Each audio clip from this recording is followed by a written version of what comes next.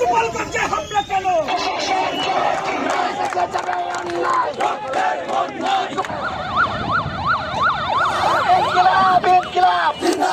গোপালগঞ্জে এনসিপির পদযাত্রা কর্মসূচির আগে ও পরে হামলা করে নিষিদ্ধ ঘোষিত ছাত্রলীগ এবং আওয়ামী লীগ নেতাকর্মীরা। এর প্রতিবাদে দেশের বিভিন্ন স্থানে সড়ক মহাসড়কে নেমে আসে এনসিপির নেতাকর্মী সহ ছাত্র জনতা।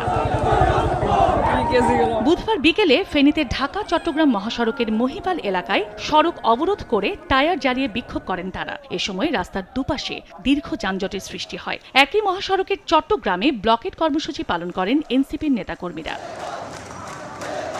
আওয়ামী লীগ সন্ত্রাসী যে ক্যাডার রয়েছে তাদের আশেপাশে যত যুবলীগ আওয়ামী ছাত্রলীগের যত ক্যাডার রয়েছে সবাই গোপালগঞ্জে গিয়ে সকাল থেকে এই জুলাই যোদ্ধাদের উপর হামলা করছে। আমাদেরকে নিরাপত্তা দিতে পারছে না, জনগণের একটা নিরাপত্তা দিতে পারছে না, তাহলে কিভাবে তারা একটা নির্বাচনের মতো সফিস্টিকেটেড ইস্যুকে তারা কন্ট্রোল করতে পারে? রাজধানীর শাহবাগ মোড়ে জড়ো হয়ে ব্লকেট কর্মসূচি পালন করেন এনসিপি বৈষম্য বিরোধী ছাত্র আন্দোলন ও জুলাই ঐক্যের নেতাকর্মীরা। পরে ব্লকেট কর্মসূচি প্রত্যাহার করে এনসিপির কেন্দ্রীয় নেতাদের হামলার ঘটনায় জড়িতদের বিরুদ্ধে ব্যবস্থা নেয়ার দাবি জানান তারা।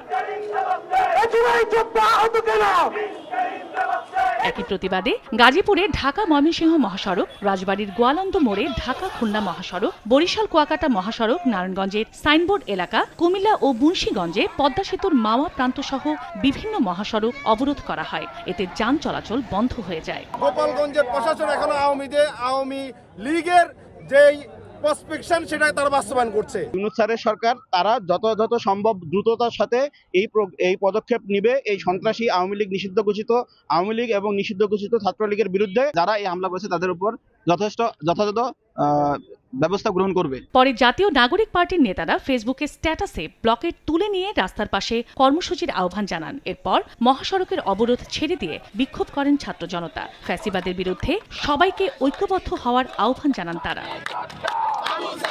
চন্দ্র বিশ্বাস, ববি, সময় সংবাদ।